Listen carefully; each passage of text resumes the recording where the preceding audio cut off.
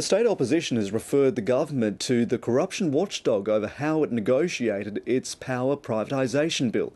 The Shooters Party has revealed that as well as allowing licensed shooters into national parks, the Premier is considering lifting their electoral funding.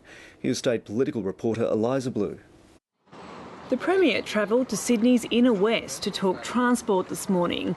He'll have plenty of cash for new infrastructure projects soon, on the back of the sale of the state's power generators.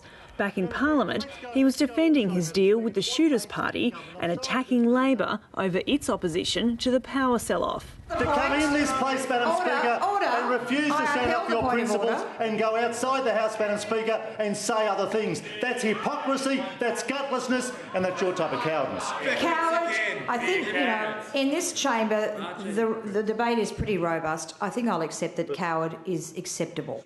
The opposition leader questioned the Premier's credibility. These amendments, Mr Deputy Speaker, are the result of a grubby deal. Unions are still concerned about workers' rights. We have never seen any argument that convinces us it's in the best interests of the New South Wales community. Of course they object to the power sale, but I think even the unions would have to say that they were grateful that we were able to get what we got. Labor called for more details about the deal. Premier, why have you done a secret deal with the Shooters and Fishers Party and the Christian Democrats to funnel $280,000 a year into minor party coffers in exchange for their support on electricity privatisation? There was no secret deal, Madam Speaker. There is no secret deal, Madam Speaker.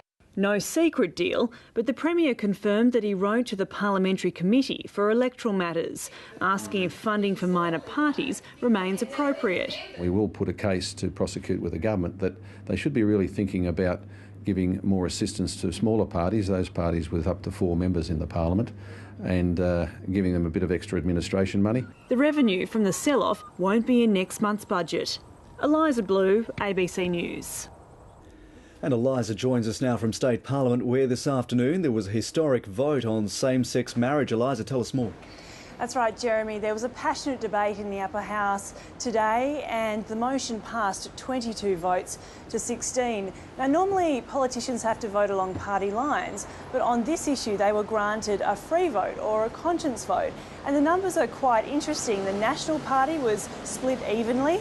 4 Liberal MPs voted in favour of the motion and 2 Labor MPs voted against. And one of those was Luke Foley, and he said he had to balance his duties as a legislator and as a Catholic.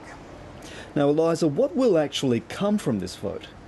Well, that's a good question. It's at the moment largely symbolic. But the Greens MP, Kate Fairman, who put forward the motion, said she hopes it continues to ramp up pressure on the Commonwealth to change its marriage laws. Right, State political reporter Eliza Blue.